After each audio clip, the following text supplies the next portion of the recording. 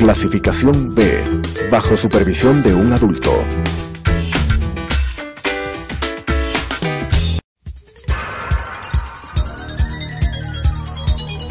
Las opiniones vertidas en este espacio por la producción y dirección del programa son de exclusiva responsabilidad de sus autores y de quienes intervienen en ellos.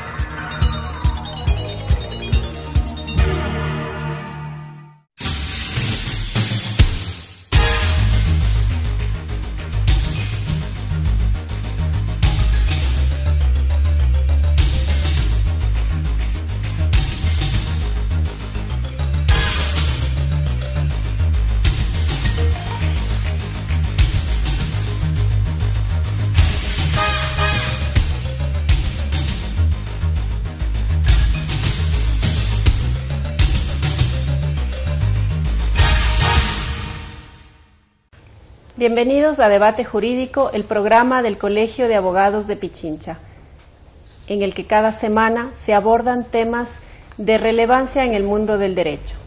Soy Cecilia Espinosa, directora del CAP, y el día de hoy abordaremos el caso Satia, una niña ecuatoriana nacida dentro de una unión legalmente reconocida en el Ecuador, a quien le tocó una batalla legal para que sus derechos sean reconocidos desde el momento mismo en que su familia acude al registro civil a inscribirla. Para analizar este interesante caso, sin precedentes en la historia del derecho ecuatoriano, hemos invitado a dos expertos en la materia. Es el caso de la doctora Sonia Merlán, PhD en Derecho Civil, especializa en Derecho de Familia, Niñez y Adolescencia, abogada litigante. Tenemos también la presencia del doctor Farid Simon, decano del Colegio de Jurisprudencia de la Universidad San Francisco de Quito y doctor en Derecho por la Universidad de Salamanca, especialista en Derechos de los Niños y Adolescentes. Bienvenidos. Doctora Merlán, ¿qué diferencia se hizo entre la niña Satia y los demás niños nacidos en el Ecuador el momento mismo de su inscripción en el registro civil? Gracias, buenas tardes, gracias por la invitación y qué gusto compartir el panel con Farid. Bueno, al momento en que la niña fue a inscribirse por sus madres, se le negó la inscripción con los dos apellidos de cada una de sus progenitoras, lo cual evidentemente generó, desde todo punto de vista, una vulneración dentro de lo que representa su derecho fundamental a la filiación, del cual se derivan, por supuesto, varios derechos. Esto porque al negarle la inscripción con el nombre de sus dos madres, obviamente se le estaba quitando también el derecho a que accediera a la filiación con sus dos progenitoras. Esa es la diferencia porque, por supuesto, en el caso de parejas heterosexuales, ese derecho no se lo niega y se las ha inscrito ya desde que hay un reconocimiento de la unión de hecho con los apellidos, digamos, de sus dos progenitores. Muchas gracias. Doctor Simon, para entender un poco el contexto, ¿cómo se produce el nacimiento de la niña Satia pues dentro de esta unión? Buenas, saludos Sonia, saludos Cecilia, un gusto estar aquí. A ver, el tema es que la pareja, una pareja que estable, permanente, monogámica, decide tener hijos y acuden las dos como pareja a un método de reproducción asistida. En este caso me parece que fue el obtener una donación de gametos masculinos, una fecundación in vitro y una de las dos fue madre gestacional y la otra fue madre biológica. De hecho tienen dos niños ahora, ¿no es cierto? Aparte de Satia tienen un hijo más. En ese momento el nacimiento de los dos, de esta niña es el aumento de su familia. Es decir, hay bastante información actualmente donde hace una diferencia entre formación o inicio de la familia y crecimiento de la familia. Entonces, en este caso, las dos personas, la pareja, quería tener unos hijos, una hija o un hijo y crecer con su familia. Ese es el contexto, es decir, ellos acuden a un método de reproducción asistida, a una técnica de reproducción asistida, en su legítimo derecho a buscar la maternidad. Y cuando la niña nace, hay una situación particular, porque mientras en Inglaterra, de donde son originarias las dos madres, está regulado perfectamente el tema de la unión de personas del mismo sexo, el tema de paternidad de parejas del mismo sexo, está perfectamente regulado. Tenía la situación que en el Ecuador, en su país de nacimiento, no estaba regulado. Entonces, este es el antecedente del nacimiento de Sati.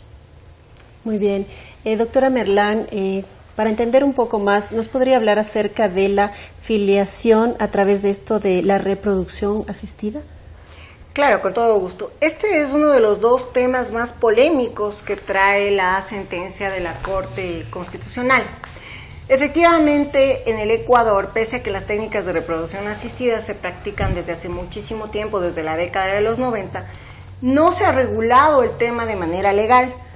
Esto ha generado que exista un vacío jurídico que genera una desprotección a las personas concebidas dentro de las técnicas de reproducción asistida. Efectivamente, en el caso Satia, como indica Farid, las progenitoras acudieron a una técnica de reproducción asistida, aparentemente en Gran Bretaña, y claro, el asunto es que Satia es concebida dentro de esta técnica de reproducción asistida. El problema que enfrentamos en Ecuador con la falta de regulación es que ya en los países en donde se ha legislado, las técnicas de reproducción asistida tienen una fuente diferente de filiación que la, digamos, usual biológica. Nosotros en nuestro país hasta ahora, el Código Civil prácticamente solo ha reconocido dos tipos de fuente de filiación, que son, en primer lugar, la biológica y en segundo lugar, la legal con la adopción. Y claro, entendemos que justamente el problema dentro del caso Satia es que se trata de asimilar la fuente de filiación con la adopción, cuando en la realidad no puede ser asimilado así, porque dentro del estándar, digamos, que se está estableciendo a nivel doctrinario, existe lo que se denomina voluntad procreacional como fuente de filiación independiente de lo que es la fuente legal o la fuente biológica. Y en este sentido no podemos pues asimilar a las personas concebidas dentro de las técnicas de reproducción asistida con una filiación de, por ejemplo, biológica o, por ejemplo, de adopción. Por eso es que efectivamente entendemos que dentro del caso Satia, lo que se está indicando por la Corte Constitucional es que se debe de llegar a una regulación en el plazo máximo de 1 año de lo que son las técnicas de reproducción asistida, con lo cual estamos, por supuesto, completamente de acuerdo, porque ya desde el año 2006, en mi primer libro, Derecho a Reproducción Asistida, yo señalaba que es necesario regular las técnicas de reproducción asistida. Recordemos además que el proyecto de ley de la familia en el año 2000 ya las regulaba y que sin embargo hasta la presente fecha no tenemos una regulación, lo cual dificulta el acceso a muchos derechos por parte de los concebidos dentro de las técnicas de reproducción asistida. Muy bien, muchas gracias. Al negarle el derecho a la identidad a la niña Satia, ¿qué otros derechos le estábamos pues conculcando como Estado ecuatoriano? ¿El Ecuador estaba preparado para asumir pues este tipo de desafío, por decirlo así, no? O sea, a ver, yo creo que también hay que ser un antecedente de dónde surge todo el caso. Es el tema de que cuando tratan de inscribir en el registro civil, la resolución del registro civil dice que en el Ecuador solo le pueden registrar con una madre, no con doble maternidad. Y le niegan el registro, rechazan el registro con la doble maternidad y deja pendiente ese registro de la doble maternidad a una persona sin establecer la afiliación, sin establecer obviamente su existencia legal en el Ecuador, sin establecer nacionalidad. Y es una cadena, una consecuencia jurídica compleja, porque la decisión del registro civil es, al negar el registro así, le deja en una situación de desprotección jurídica. Claro, la niña tenía, después es registrada bajo la ley británica como hija de las dos, pero en el Ecuador, donde había nacido por el ius soli, que tenía derecho a la nacionalidad ecuatoriana, no tenía protección jurídica. Entonces, hay que recordar esto porque todos los recursos, la acción de protección, después la decisión de la Corte Provincial de Pichincha y después la subida a la Corte Constitucional, es de esta secuencia de la negativa en las dos instancias iniciales a este reconocimiento de la doble maternidad de Satia y por lo tanto el registro con los apellidos de sus dos madres y el registro como ecuatoriana y sus nombres y apellidos y demás, y su nacionalidad como ecuatoriana. Lo que pasa es que hay un tema técnico que hay que explicar. La filiación es un hecho jurídico que no van necesariamente ligado a la procreación como tal, ni al matrimonio, ni a la forma de relación de los progenitores. Entonces, el tema era cómo pasar de este hecho, cómo pasar este hecho jurídico con un antecedente que tenía una naturaleza biológica, porque además, en este caso, no es que la filiación se daba origen solamente porque dos personas querían recibir a una persona como niño, sino que había un nexo biológico entre los dos, distinto tipo, ¿no? Porque en el Ecuador la maternidad se fija por el parto, pero además hay una sentencia jurídica, hay una legislación en el Código de Legislación Nacional bastante desarrollada en el Código Civil donde hablan de la verdad biológica. Entonces tiene ADN, o sea, información genética, más lo gestacional. Entonces, esto era una disputa, porque si uno sigue la regla de la fijación de la maternidad, el parto. Si uno sigue la regla de la verdad biológica, la información genética. Entonces, la negativa era a esa doble inscripción. Y ese es el origen de toda esta historia, porque uno tiene que explicar ahora. Hay gente que dice, no puede haber dos madres, es imposible. Bueno, hay inclusive no solamente dos madres. Hay posibilidad que exista 3 tipos de maternidad. La maternidad genética o biológica, la maternidad gestacional y la maternidad social, que está derivada por el cuidado a largo plazo o el tema de ser tratado como madre. Entonces, este era el gran tema, esta primera distinción sobre filiación. ¿Qué es lo que hace la Corte? Y ahí viene el tema, lo que hay que decir. Sonia acaba de explicar claramente. Habla esto de la voluntad procreacional, que sería el origen del tema de los métodos de reproducción asistida, que no es tanto la biología, la información genética en tanto, sino la búsqueda de tener hijos. Y el hecho concreto de que hay que modificar los sistemas de registro en el Ecuador para que no consten un padre y una madre, sino eventualmente 2 madres o 2 padres en registro cuando se demuestra que hay un método de reproducción asistida de por medio. Y esto abre unas consecuencias jurídicas, pero porque la sentencia, lo que se ha visto de la sentencia de la Corte es que la Corte va mucho más allá del caso y ordena varias cosas. Una es, le ordena a la Asamblea Nacional que en el plazo de 1 año establezca una legislación nacional sobre métodos de reproducción asistida, compatible con el contenido de la Corte, con el contenido de la sentencia de la propia Corte, que tiene muchas consecuencias jurídicas. La segunda cosa que le ordena es que el registro civil cree el sistema de doble maternidad y doble paternidad. O sea, le dice, ahora, esto no espera la reforma de la ley. Usted ya tiene la obligación de registrar de esta manera, si no está violando derechos. Estas dos abre, lo que digo, unas consecuencias que no se habían pensado en el país, porque tiene otro elemento, y yo creo que eso es tal vez desde la perspectiva de la trascendencia, como sentencia, es el tema de la incorporación de la observación de la opinión consultiva 24 como parte del ordenamiento jurídico con jerarquía constitucional. Y eso, inmediatamente lo que da cuenta es que podría ya aceptarse las otras demandas que la Corte tiene, la Corte Constitucional, sobre el matrimonio de personas del mismo sexo. Claro, las consecuencias van muchísimo más allá del caso Satia en el Ecuador. Y haría el papel, esta vez la Corte, que hizo el mismo papel que hizo la Corte Constitucional colombiana en el matrimonio de personas del mismo sexo, en el tema de adopción de parejas homoparentales. O sea, las consecuencias muy importantes, ¿no? Muy, muy amplias. En este momento hacemos una pequeña pausa y regresamos.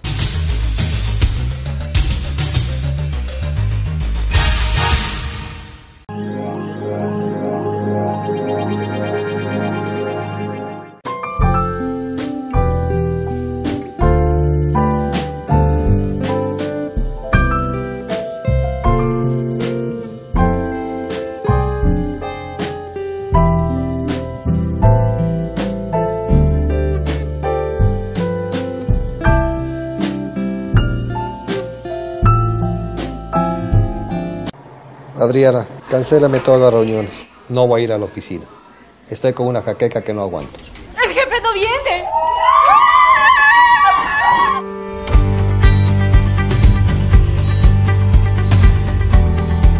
Está seguro. Salió bien. Muy bien.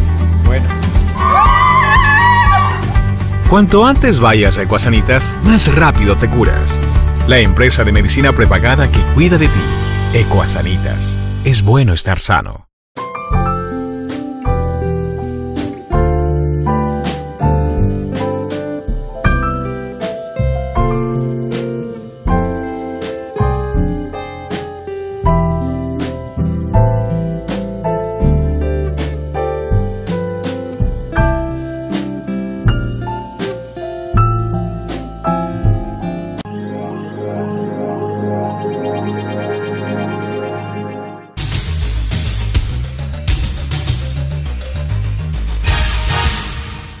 Regresamos con nuestro programa de debate jurídico, el programa del Colegio de Abogados de Pichincha.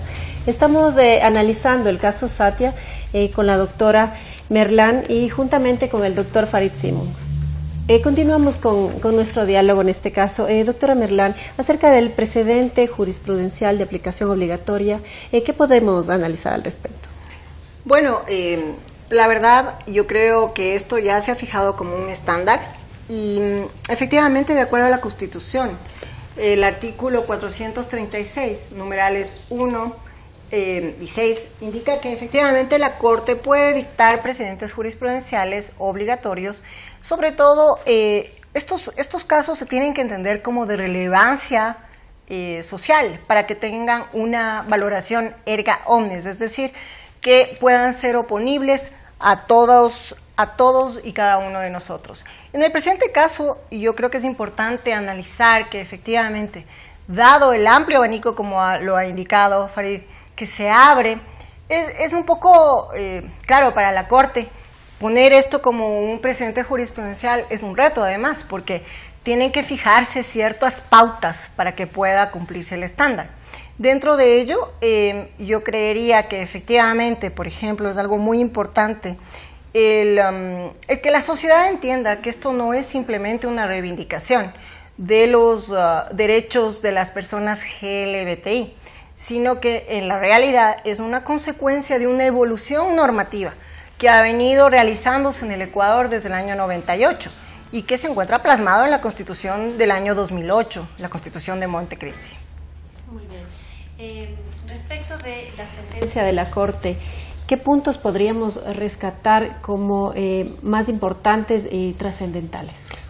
Le hemos señalado. La primera es este tema de dar forma concreta al tema de la diversidad familiar, ¿no es cierto? Reconocer que más allá de la simple formalidad, el tener una pareja, el tener una relación, dos personas del mismo sexo, tiene unas consecuencias jurídicas que son mucho más sofisticadas y complejas que lo patrimonial. Porque en ocasiones en el país ha parecido que las uniones de personas del mismo sexo solo tenían unas implicaciones patrimoniales, pero tienen implicaciones personales súper importantes, entre ellas el tema de la posibilidad de filiación, ¿no es cierto? Además hay otras cosas que creo que no hay que perder de vista que se han dado en estos últimos meses en el país, este último año, un poco más de un año, que es la otra sentencia que tiene que ver sobre el tema del cambio de sexo en el registro de inscripción. Claro, las dos sentencias, la de hace más de un año, que es el tema del cambio de sexo en la inscripción, que ordena la reforma de la Ley de Gestión de Identidades Civiles, que solo permitía cambio de género y no de sexo, y que permite además que ese cambio al cambiar el sexo, permitiría que una persona que cambie el sexo pueda casarse de acuerdo a las reglas ecuatorianas. Sumado a esta, genera un panorama totalmente distinto en el tema de derechos de las personas, de las parejas, o de los derechos de las personas del mismo sexo. Entonces, lo que estamos asistiendo en este momento es una transformación del derecho ecuatoriano que no tenía precedentes, ni inclusive en la Constitución de 2008, porque la Constitución de 2008 es una Constitución particular. Por un lado está este reconocimiento de la prohibición de discriminación por orientación sexual, pero la misma Constitución prohíbe el matrimonio de personas del mismo sexo. La misma Constitución prohíbe la adopción. ¿Y cómo que la regla, unos artículos antes, dice que no se podrá discriminar por orientación sexual? Entonces, de estas dos sentencias, le digo, hace un año, que todavía no se ha cumplido, por cierto, ya se cumplió el año y la Asamblea Nacional no ha tramitado la reforma, más de esta sentencia configuran un esquema, un panorama de modificación sustancial del derecho ecuatoriano sobre personas del mismo sexo. Es un hecho notable, con una trascendencia, ya les digo, que vamos a entender poco a poco a medida que se vaya dando. Fíjense, en este momento está el Código Orgánico de Salud, la reforma del Código Orgánico de Salud en trámite. Una de las asambleístas, la señora Ugarte, se había reclamado de manera abierta y de manera directa el hecho de que se estaba incluyendo probablemente en el Código Orgánico de Salud, en la reforma del nuevo Código Orgánico, el tema de maternidad subrogada. Pero la sentencia ya ordena que se regule eso protegiendo, existiendo, porque además al utilizar la sentencia Tarbia Murillo, que es la sentencia de la Corte Interamericana sobre el tema del estatus jurídico del embrión, esa sentencia dice que el acceso a métodos de reproducción asistida es un derecho. es un derecho de las personas, así que no se puede restringir esos métodos. Sí, claro, hay una serie de consecuencias, insisto, cada vez que uno piensa en esta sentencia, más allá de estar a favor o en contra de la sentencia, desde la perspectiva del impacto en el derecho ecuatoriano, sabe que hay un antes y un después de la regulación de estos temas en el Ecuador. Es muy bien. Al hablar de identidad versus igualdad, de maternidad subrogada, ¿a qué nos estaríamos enfrentando? ¿De qué estaríamos hablando? Sí, bueno, efectivamente coincido con Farid. Ha existido una evolución que ha venido también desde el ámbito jurisprudencial. Deberíamos ahí mencionar efectivamente, en primer lugar, un caso de la Corte Provincial del año 2009 sobre, obviamente, el cambio de documentos de identidad, el famoso caso conocido como el caso Estrella de Daisy Estrella, en donde se ordenó efectivamente ya dentro de la sentencia que el Estado ecuatoriano, pero era una sentencia de Corte Provincial, que el Estado ecuatoriano permitiera el cambio de documentos a personas que habían cambiado transgéneros, transexuales que cambiaban su identidad sexual, digámoslo así. Luego viene efectivamente el caso al que hace mención Farid en el año 2017, el 10 de mayo del 2017, en donde efectivamente ya la evolución normativa sobre el derecho a la identidad de las personas del mismo sexo es notorio y también abre la puerta a reconsiderar efectivamente algo que siempre llamó la atención, un doble discurso dentro de la Constitución, en el sentido de que en el artículo 67 se reconocen a las familias de los diversos tipos de familia.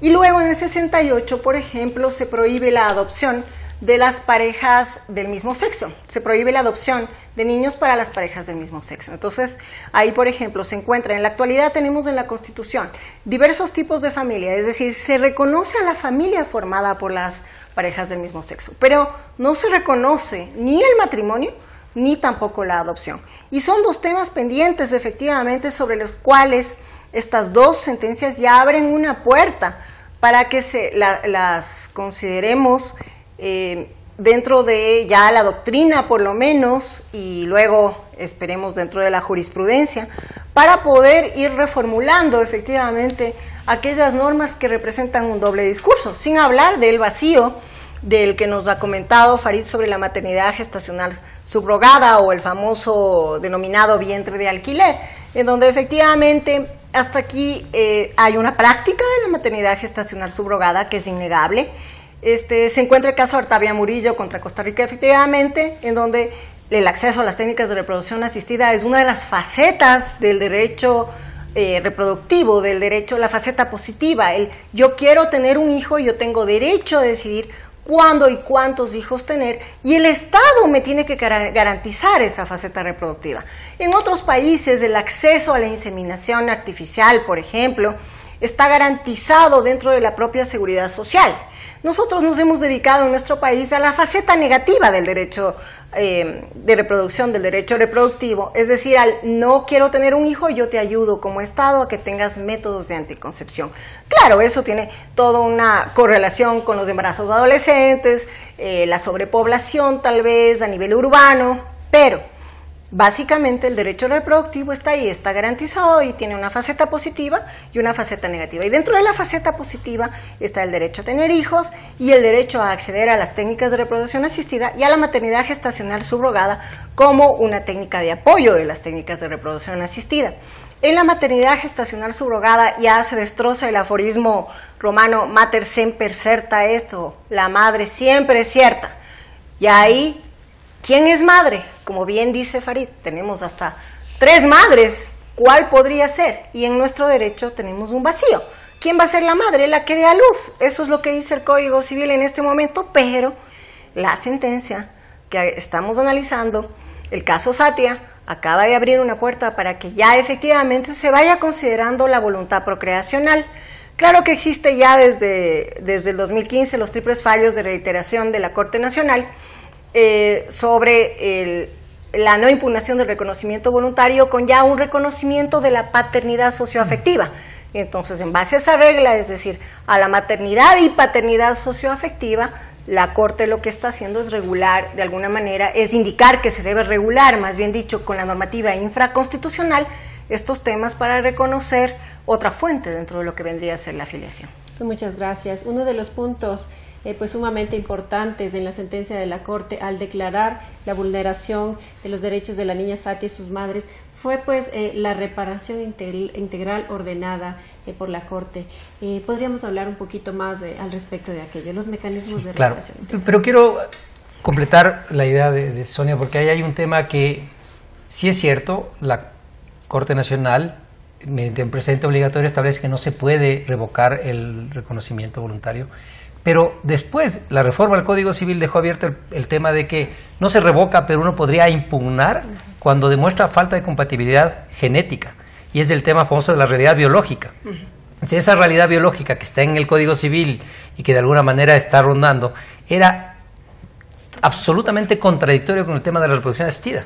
Porque, claro, la reproducción asistida cuando es material heterólogo, o sea, homólogo, y cuando es material de la misma pareja, entonces no hay más problema, pero cuando es material de otros no es posible. Ahora, la sentencia plantea tres cosas sobre la reparación integral. El tema es las disculpas del registro civil. La segunda tiene que ver con una cosa que me parece que es muy importante, que es la reforma a la ley, la obligación de reformar la ley, el tema de establecer mecanismos de reconocimiento y el tema de publicidad de la sentencia en el país. O sea, estamos ante una revolución jurídica.